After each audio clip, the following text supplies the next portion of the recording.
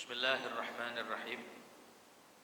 Alhamdulillahirabbil alamin wassalatu wassalamu ala asyrafil anbiya'i wal mursalin sayyidina Muhammadin wa ala alihi wa sahbihi ajma'in. Rabbi shrah li sadri wa yassir li amri wahlul 'uqdatam min lisani yafqahu qawli. Rabbi zidna ilman nafi'a warzuqna fahman thaqiba. Allahumma anfa'na bima 'allamtana wa 'allimna alladhi yanfa'una. Subhanaka la ilma lana illa ma 'allamtana innaka antal alimul hakim. Wa la haula wa la quwwata illa billahil aliyyil azim, amma ba'd. Qala al-muallif rahimahullah ta'ala wa nafa'ana bihi wa bi barakati 'ulumihi fid dharain amin. Wal 'ashiru tiya atas yang ke-9.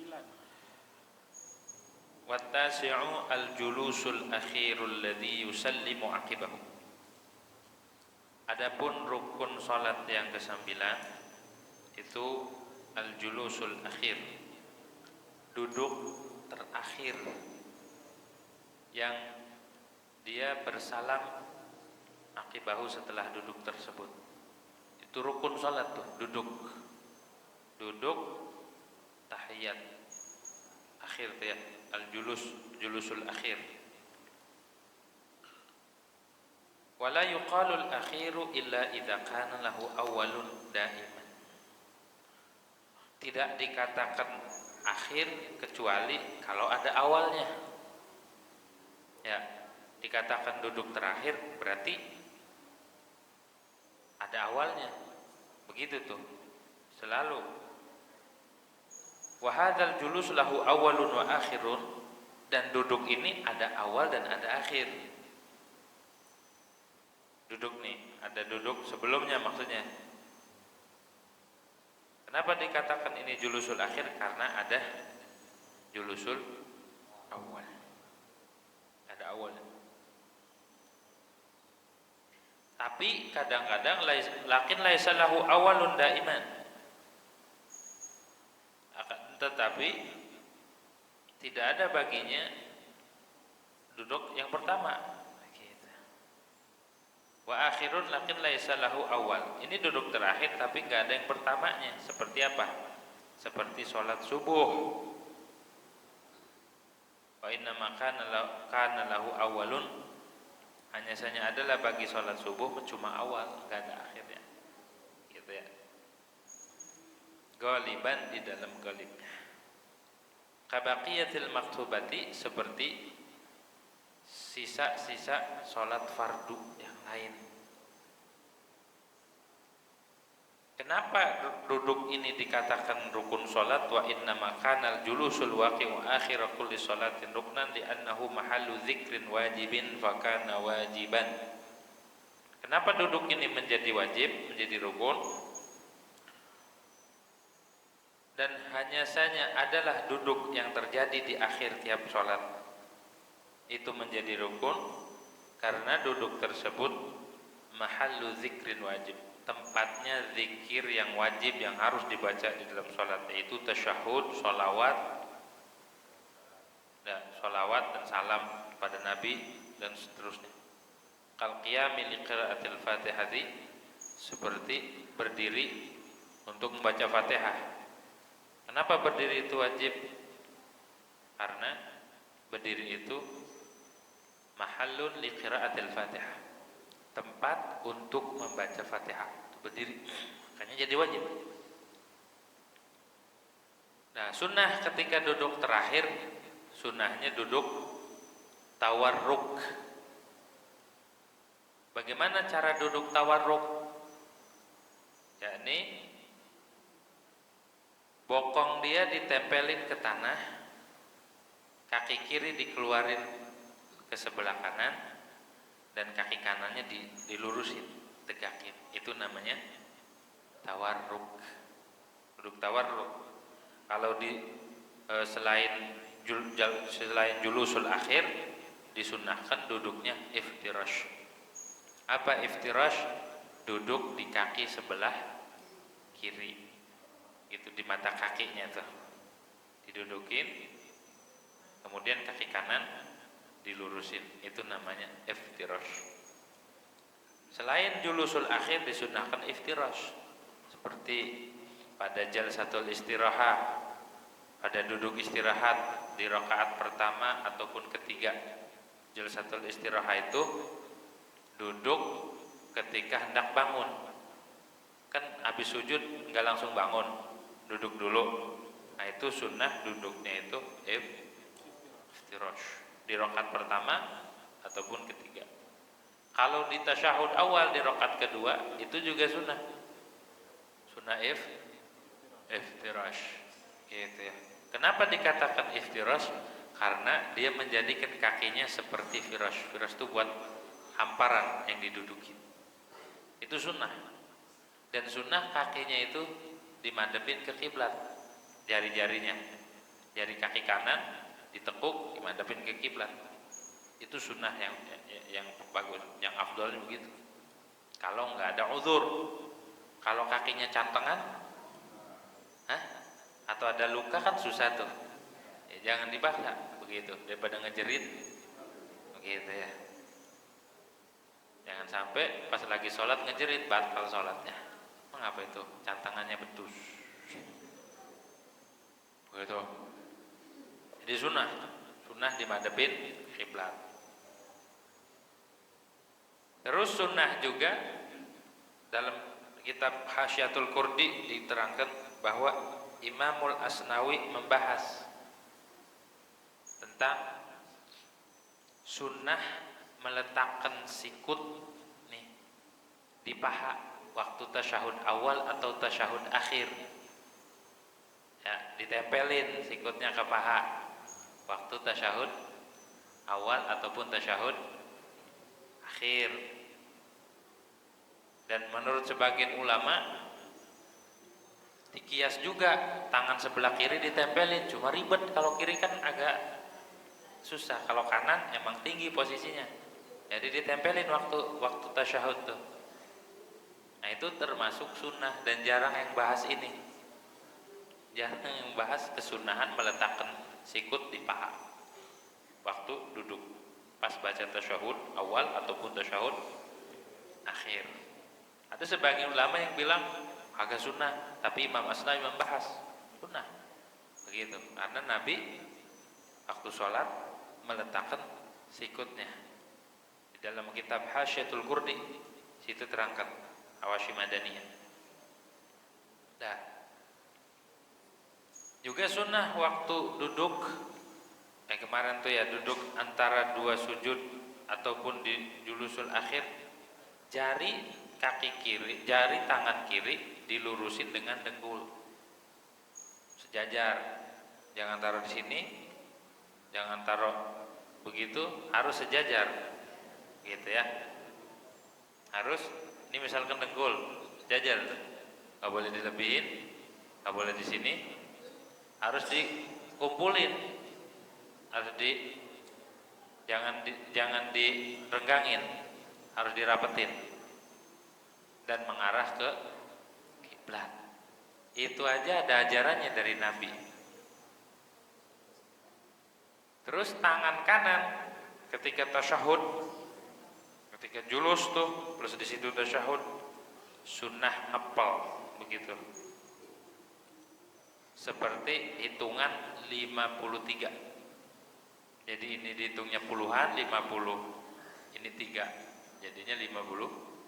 Ada hitungannya, cara ngitungnya di dalam kitab Hasyiatul Qurdi diterangkan cara ngitungnya. Nah, itu mah sunah-sunahnya gitu. Jadi pas lagi duduk tangannya begini, sebelah kanan. Terus pas tasyahud nanti diangkat, gitu ya, agak miring dikit. Sunnah tuh, ininya dirapetin begitu. Ini sunnah di dalam julusul akhir, nanti pas tasyahud.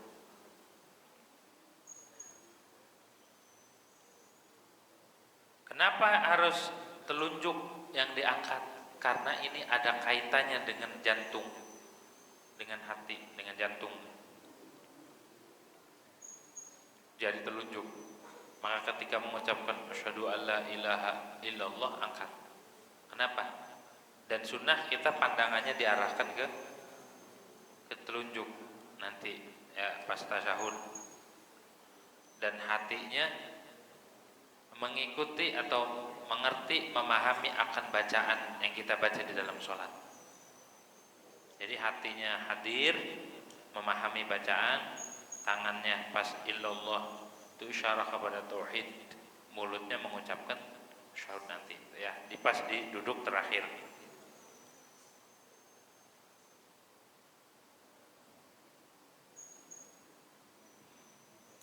Wal ashiru, nah ini dia. Dan yang ke-10, qiraatul tasyahudi, itu membaca tasyahud pada duduk nih, pada duduk terakhir tadi, baca tasyahud. Apa itu tasyahud? Ini dia. Wa huwa at-tahiyyatul mubarakatus shalawatut thayyibatu lillah. Assalamu alayka ayyuhan nabiyyu wa rahmatullahi wa barakatuh. Assalamu alayna wa ala ibadillahis shalihin. Asyhadu an la ilaha illallah wa asyhadu anna muhammadan abduhu wa rasuluh. Itu dia tasyahud. Jadi tasyahud itu ada 4 jumlah. Itu makna tasyahud. Jadi waktu duduk terakhir harus membaca itu karena itu rukun. Baca at-tahiyyatu lillah, itu paling minimalnya. Tapi paling sempurnanya di sini dikatakan wal hasilu anna akmalat tasyahudi tasyahhud Ibnu Abbasin wa ikhtarahu Syafi'i. Hasilnya bahwa paling sesungguhnya akmalat tasyahud, paling sempurnanya tasyahud itu tasyahudnya Imam Ibnu Abbas. Riwayat Imam Ibnu Abbas, dan memilih akan tasyahud yang diriwayatkan oleh Imam Ibnu Abbas oleh Imam Syafi'i. Ada berapa? Wa huwa arba'u jumalin. Tasyahud itu ada 4 jumlah. Pertama yang tadi disebutin, at-tahiyyatul mubarakatus shalawatut thayyibatu lillah ila akhiri. Itu dia tasyahud. Gitu. Ini dari mana dalil bahwa tasyahud itu wajib? Dalilnya adalah khabar Ibnu Mas'ud, hadis yang diriwayatkan oleh Imam Ibnu Mas'ud. Kata Imam Ibnu Mas'ud, kunna naqulu qabla an yufrada alaina at-tasyahhudu assalamu ala Allah. Gitu. Qabla ibadih, assalamu ala Jibril, assalamu ala Mikail, assalamu ala fulan. Dulu kata Imam Ibnu Mas'ud, dulu kita mengucapkan sebelum diwajibkan atas kita tasyahud, kita ngomongnya gini, mengucapkan assalamu ala Allah, assalamu ala Jibril, assalamu ala Mikail, assalamu ala fulan. Begitu dulu. Akhirnya diajari nama Nabi, ditegur. Faqala sallallahu alaihi wasallam, maka Nabi bersabda sallallahu alaihi wasallam, kata Nabi, la taqulu assalamu ala Allah fa innallaha huwas salam.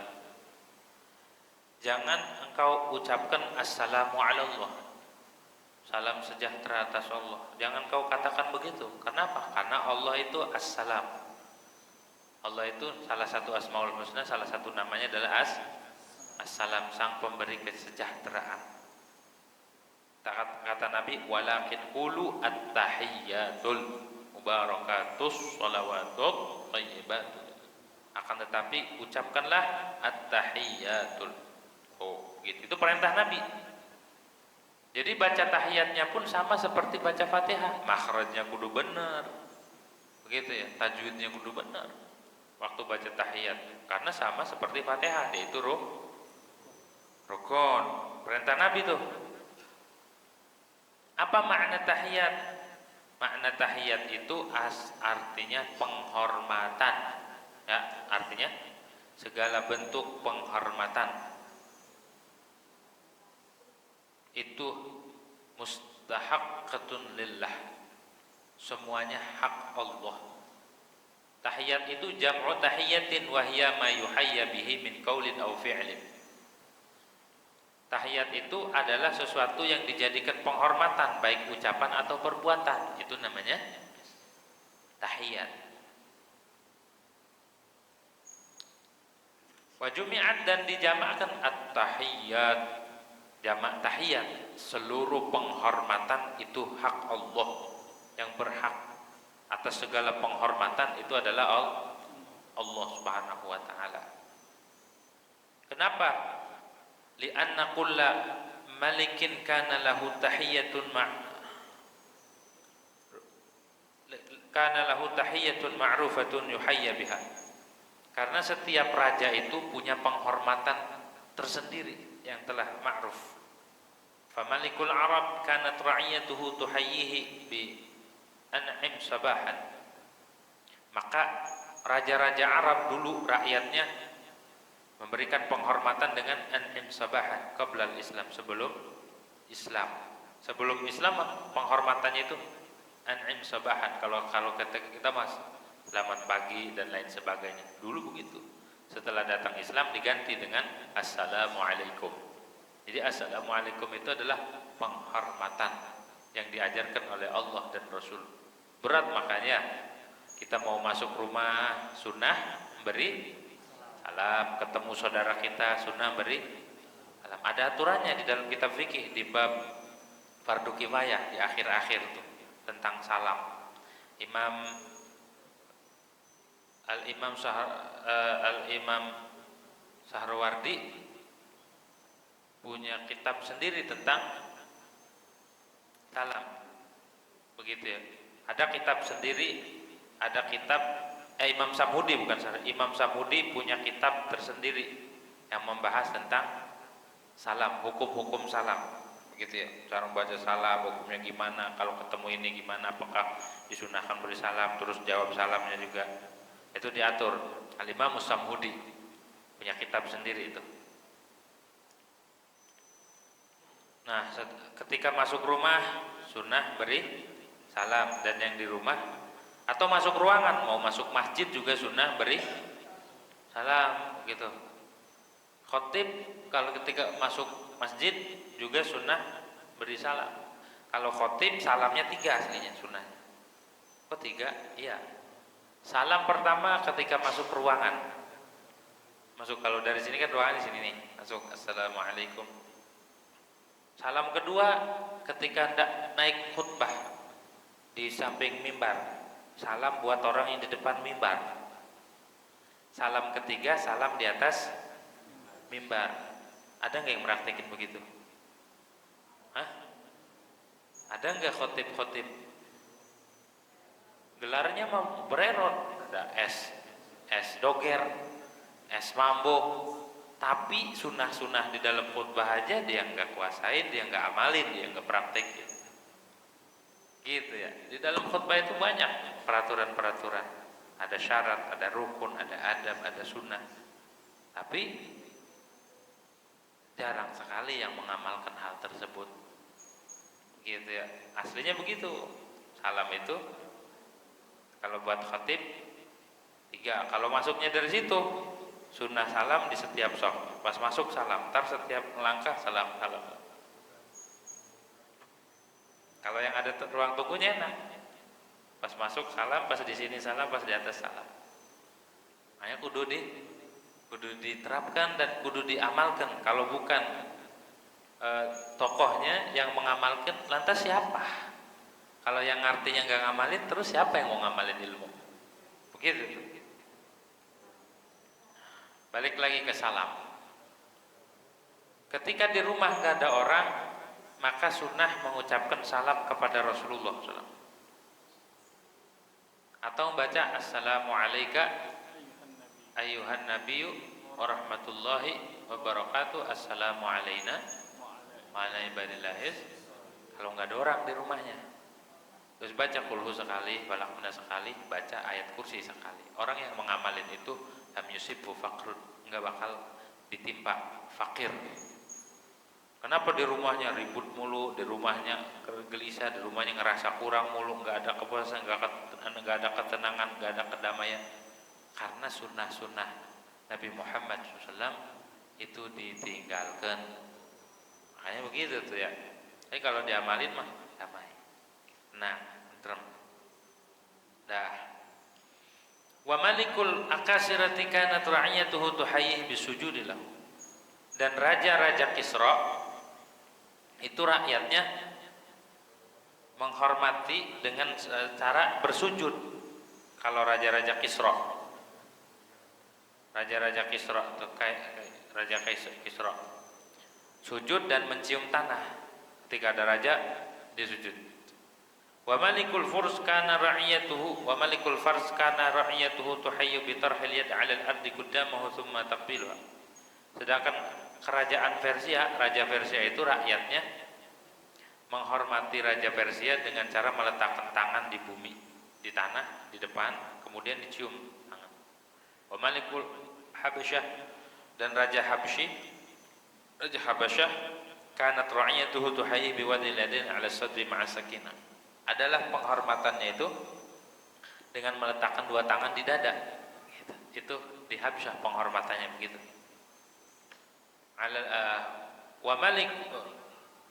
Wa malikur Rum kanat ra'iyatuhu tuhayyi bi kashfi ra'si wa tankisihi.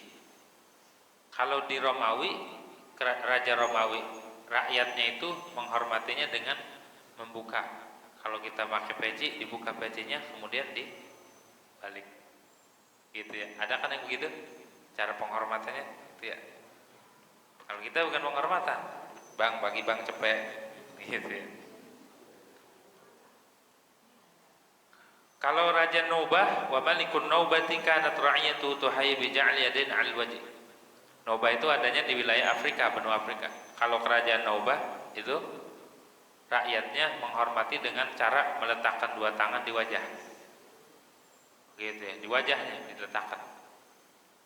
Wa maliku Himyar dan kerajaan Himyar di Yaman kanat ra'iyatuhu tuhayyi bil ima bid du'a bil asabi'. Penghormatannya itu dengan isyarat, dengan doa, dengan jari. Wa malikul Yamamah di Yaman juga, kerajaan Yamamah rakyatnya itu menghormati dengan meletakkan tangan di pundak. Wal qasdu dzalika ats-tsana 'ala Allah. Jadi seluruh penghormatan, seluruh bentuk penghormatan itu yang berhak adalah Allah. Begitu, at-tahiyyatu lillah, at-tahiyyatul mubarakatus salawatut thayyibatu lillah. Itu sunnahnya ditambahin. Aslinya mah at-tahiyyatu lillah udah cukup. Tapi yang paling sempurna tasyahudnya Imam Ibnu Abbas yang tadi disebutin ya. At-tahiyyatul mubarakatus salawatu thayyibatu lillah. Satu. Yang kedua, assalamu alayka ayyuhan nabiyyu wa rahmatullahi wa barakatuh. Kita memberi salam atas Nabi. Ini gimana konsepnya? Dulunya gimana? Kok bisa terjadi begini? Jadi dulu waktu Nabi Isra Mi'raj, sini dikatakan faqad ruwiya annahu sallallahu alaihi wasallam lamma jawaza sidratal muntaha lailatul Isra ghasyiyathu sahabatun min nur fiha minal alwani masyaallah. Maka diriwayatkan bahwa Nabi Muhammad sallallahu alaihi wasallam ketika melintasi Sidratul Muntaha. Sidratul Muntaha itu udah puncaknya itu. Puncaknya alam semesta. Ketika Nabi melintasi itu di malam Isra Mi'raj, tiba-tiba ada awan menaungi. Awannya itu dari cahaya, yang dimana di situ terdapat beraneka macam warna indah awannya. Fawaqafa Jibril wa lam yasri ma'hu. Kemudian malaikat Jibril berhenti di situ. Malaikat Jibril berhenti, tidak mau jalan lagi sama Nabi. Ditanya sama Nabi, kata Nabi, faqala lahu sallallahu alaihi wasallam, maka bersabda kepada malaikat Jibril, kata Nabi, atatrukuni asiru munfaridan. Apakah engkau membiarkan aku jalan sendirian? ente mau ninggalin ana sendiri Jibril, nggak mau nemenin? Faqala lahu Jibril, maka berkata kepada Nabi oleh malaikat Jibril, wa ma minna illa lahu maqamun ma'lum. Ya Rasulullah, tidaklah daripada kita semua ini melainkan semua memiliki kedudukan tertentu. Sudah sampai sini saya ya Rasul, nggak berani saya melewatin lagi. Faqala an-nabiyyu, maka berkata Nabi, kata Nabi, udah ya jalan, sir ma'i, jalanlah besertaku, walau khutwatan, walau selangkah aja, ayo temenin ana. Akhirnya apa? Maksakan diri. Fasara ma'hu khutwatan, faqada ayyahtariqa minan nur wal jalal wal haibati wa sughura wa daba hatta sara qadra al-usbur.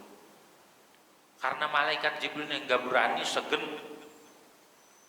sama kedudukan Allah, sama kebesaran dan keagungan Allah Subhanahu wa taala. Akhirnya karena Nabi yang ngajak, yang nyuruh, ya udah dah saya coba. Pas melangkah langsung kebakar. Baru selangkah doang mau melintasi magom tersebut, malaikat Jibril langsung kecil jadi seperti burung emprit. Itu burung emprit, burung yang ada di sawah. Tadinya malaikat Jibril gede, pas ngelewati itu diajak sama Nabi, ayo ikut, langsung kicep, langsung lumer jadi kecil, orang berani. Tuh, saking haibahnya, nggak ada satu makhluk pun yang sanggup menghadap Allah Subhanahu wa ta'ala. Semua kebakar kalau melintasi makom tersebut. Akhirnya mau nggak mau Nabi jalan sendiri. Fa asyara 'ala Nabi sallallahu alaihi wasallam bi an yusallima 'ala rabbih. Kata malaikat Jibril, tuh kan jadi kecil kan ya. Udah jalan aja sendiri ya Rasulullah, bukan saya nggak mau nemenin. Ini terlalu tinggi, terlalu gede keagungan. Ini belum jumpa aja udah begini nih. Begitu tuh, segen. Akhirnya isyarat, nanti kalau engkau menghadap Allah, berjumpa dengan Allah Subhanahu wa taala, maka salam aja ya Rasulullah. Idza wasala makanan khitab, kalau sudah nyampe salam aja langsung sama Allah. Falamma wasala an-nabiyyu ilaihi qala at-tahiyyatul mubarakatus shalawatut thayyibatu lillah. Langsung Nabi duduknya duduk tahiyatul akhir. Pas nyampe magam tersebut, pas Nabi hendak berjumpa dengan Allah Subhanahu wa taala, yang mana di situ tidak ada satu makhluk pun yang sanggup melintasi magam tersebut, hanya Rasulullah SAW sendiri yang diizini sama Allah. Nabi duduk tahiyat akhir. Makanya paling utamanya duduk adalah julusul akhir. Paling utamanya duduk itu duduk tahiyat akhir tuh. Akhirnya Nabi bilang, at-tahiyyatul mubarakatus shalawatut thayyibatu lillah. Segala bentuk penghormatan,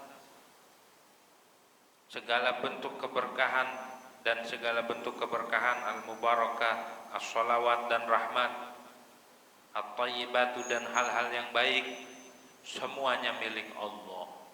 Jadi Nabi udah langsung musyahadah. Jadi di hati Nabi itu tidak ada makhluk, tidak ada yang diagungkan, tidak ada yang dihormati, hanya Allah semata. Nabi langsung. Jadi segala bentuk penghormatan tertinggi seluruh makhluk itu berhak, yang memiliki itu adalah Allah Subhanahu wa taala. Disematkan hanya kepada Allah Subhanahu wa taala. Jadi Nabi itu asyik. Di situ Nabi munajat, di situ Nabi langsung melihat. Di situ Nabi langsung dialog, saking lazat dan asyiknya. Begitu, makanya orang sholat tuh kalau nggak nyampe nemu kelazatan heran. Padahal gaya-gaya sholat, gerak-gerak sholat adalah gerakan yang Rasulullah SAW praktekin ketika berjumpa dengan Allah Subhanahu wa taala. Begitu tuh. Akhirnya dijawab daripada Allah Subhanahu wa taala. Kata Allah kepada Nabi, assalamu alayka ayyuhan nabiyyu wa rahmatullah wa barakatuh. Jadi Nabi langsung mendapatkan salam dari Allah. tanpa perantara malaikat, tanpa perantara siapapun, langsung Nabi diberi salam sama raja di raja, sama sang penguasa alam semesta, sama Allah Rabbul Izzah. Langsung diberikan salam, salam sejahtera semoga tercurahkan atasmu wahai sang Nabi. Hebat enggak? Langsung dapat salam dari Allah tanpa perantara, langsung diberi salam sama Allah Subhanahu wa taala.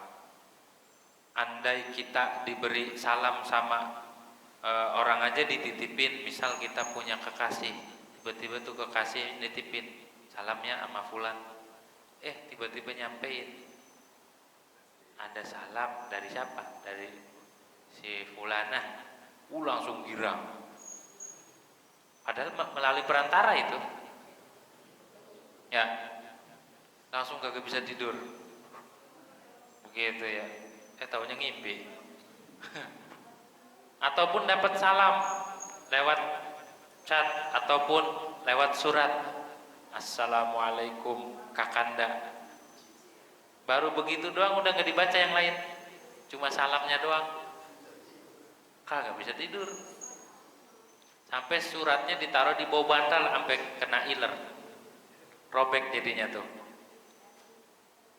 Itu mendapatkan salam dari orang yang dia cintai aja girangnya bukan main.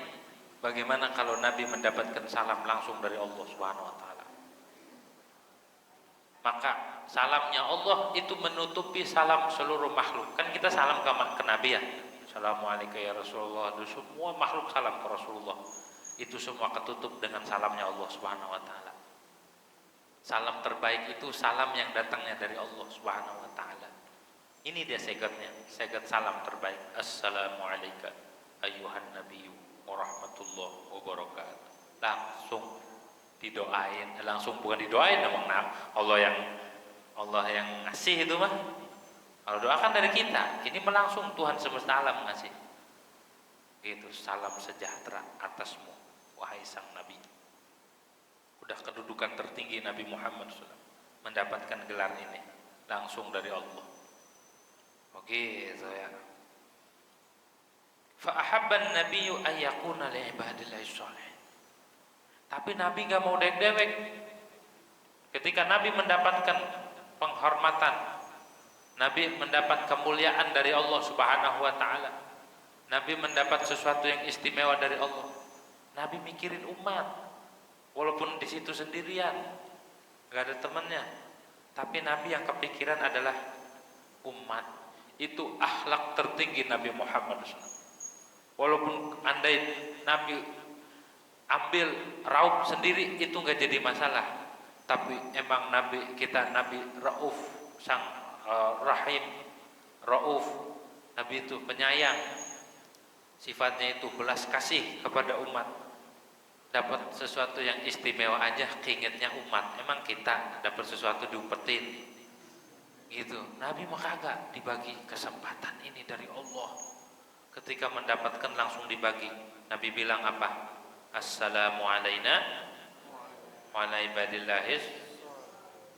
Tuh kita kudu bersyukur. Kita kagak mi'raj, tapi buahnya dikasih ke kita, sarinya dikasih ke kita, salam dari Allah dikasih juga ke kita. Kurang apa Rasulullah sayangnya sama kita? Sampai salam aja dibagi. Assalamu alaina wa ala ibadillahi sholihin. Beruntung kita punya Nabi Muhammad SAW, yang andai beliau mendapatkan kedudukan apapun, beliau selalu mengingat umatnya. Tinggal tanya diri kita, adakah kita ingat kepada Rasulullah? Adakah kerinduan di hati kita kepada Rasulullah? Adakah kita sudah mengorbankan jiwa raga kita untuk Rasulullah, untuk agamanya Rasulullah SAW? Segitu baiknya Nabi Muhammad SAW, segitu sayangnya Nabi Muhammad SAW kepada kita. Tapi tanya ke diri sendiri, apa yang sudah kita korbankan buat Nabi? Apa yang sudah kita berikan buat Nabi Muhammad SAW? Nabi sampai rela. Assalamu alaina wa ala ibadillahi sholih. Akhirnya pas melihat peristiwa itu, seluruh penduduk langit, malaikat dan seisinya mengucapkan syahadat asyhadu an la ilaha illallah wa asyhadu anna muhammadar. Semua bersaksi, alam raya, alam jagat raya, alam semesta bersaksi, memang hanya la ilaha illallah dan Muhammadur Rasulullah, bukan hanya diucap. Ini pertemuan antara la ilaha illallah dan Muhammadur Rasulullah. Ini pertemuan antara Tuhan dan kekasihnya, itu Nabi Muhammad. Jadi ketika peristiwa Mi'raj itu peristiwa di mana bukan hanya tulisan ataupun kalimat la ilaha illallah dan Muhammadur Rasulullah, tapi memang betul-betul di situ hanya ada dua. Satu makhluk, yaitu Nabi Muhammad SAW sebagai simbol Muhammadur Rasulullah, dan yang di situ ada pertemuan dengan Allah Subhanahu wa taala yang disimbolkan dengan la ilaha. Gak ada lagi di situ yang memiliki kedudukan tinggi. Makhluknya yang disematkan nama Allah menjadi berdampingan namanya hanya Nabi Muhammad. Dan ketika bertemu pun berjumpa tidak ada makhluk lain, hanya Nabi Muhammad. Di situ benar-benar la ilaha illallah Muhammadur Rasulullah, hanya Nabi Muhammad. Malaikat, makhluk yang lain tidak diizinkan, hanya Rasulullah SAW yang diizinkan buat berdialog dan berjumpa, melihat Allah Subhanahu wa taala secara langsung. Tidak ada kedudukan yang paling tinggi selain kedudukan itu. Maka beruntung bagi orang yang hatinya tertakluk dengan Nabi Muhammad SAW. Sejatinya dia kebawa ketika beliau mengucapkan assalamu alaina wa ala ibadillahis sholihin. Ketika orang hatinya terpaut dengan Rasulullah, berarti ketika Nabi menyebut ibadil wa ala ibadillahis sholihin, di situ nama kita disebut sama Nabi, diingat. Orang yang memiliki hubungan khusus dengan Rasulullah SAW, maka di peristiwa itu nama kita diingat sama Rasulullah SAW. Dan berikutnya adalah orang-orang yang mengucapkan kalimat itu di dalam ibadah sholat. Maka orang sholat itu sejatinya mengingat peristiwa pertemuan atau perjumpaan Nabi Muhammad SAW dengan Allah Subhanahu wa taala. Simbol dari la ilaha illallah Muhammadur Rasulullah. Makanya para malaikat gemuruh tuh bersyahadat asyhadu an la ilaha illallah wa asyhadu anna Muhammadar Rasulullah. Memang betul tidak ada Tuhan selain Allah, tidak ada Tuhan kecuali Allah, dan hanya satu-satunya makhluk yang memiliki kedudukan tinggi yang menjadi utusan Allah Subhanahu wa taala. Ini dia Muhammadur Rasulullah, hanya Nabi Muhammad utusan Allah. Gerbang pembuka rahasia ketuhanan, gerbang ilmu, gerbang seluruh rahasia-rahasia yang Allah berikan, yang Allah turunkan kepada makhluk. Gerbangnya adalah Muhammadur Rasulullah.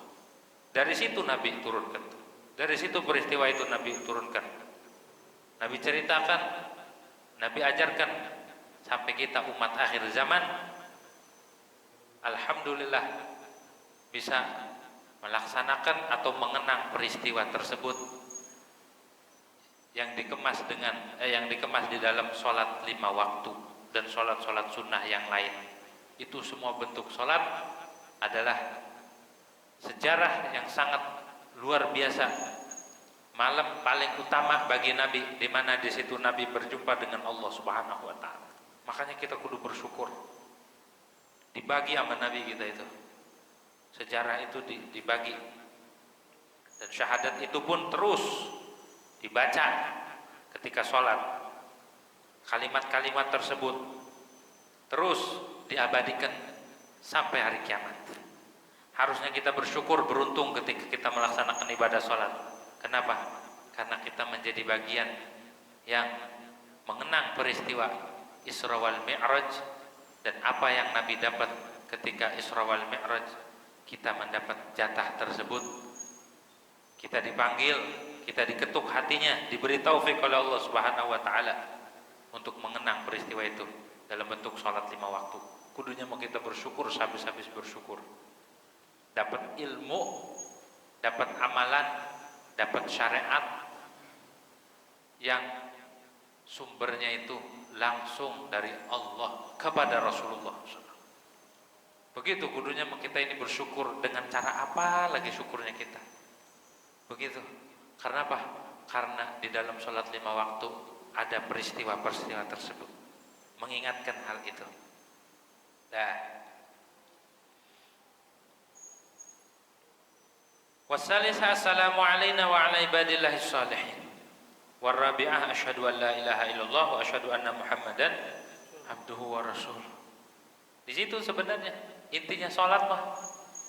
Intinya ibadah sholat di situ tuh. Peristiwa itu tuh.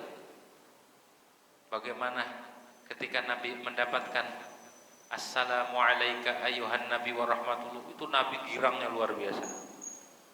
Nabi sangat bahagia karena mendapatkan khitab langsung daripada Allah Subhanahu wa taala.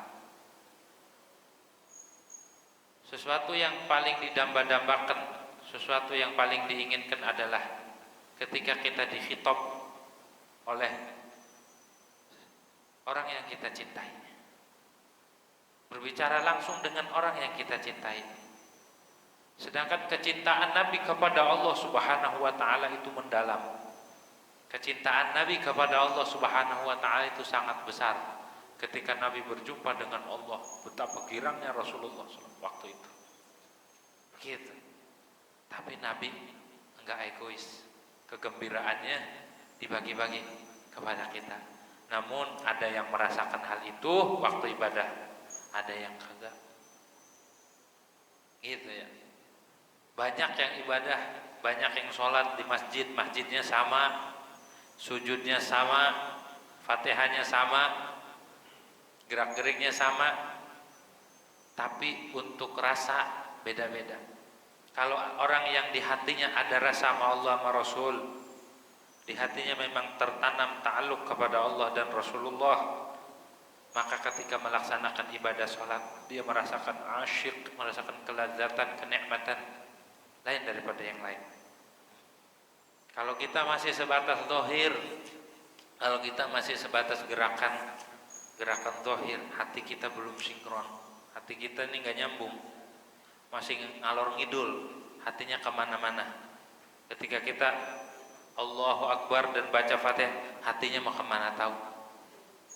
Hanya kata Imam Salah, Allahu qiblatun niyah, Allah itu kiblatnya niat. Wa niyatu qiblatul qalbi, dan niat itu kiblatnya hati, wal qalbu qiblatul badan, hati itu kiblatnya badan, wal badanu qiblatul jawarih, badan itu kiblatnya anggota tubuh, wal jawarih qiblatud dunya. Maka sebelum kita ibadah sholat, hadirkan hati kita, hadirkan, luruskan niat kita ke Allah, biar hati kita ngikut niat dan badan kita ngikut hati.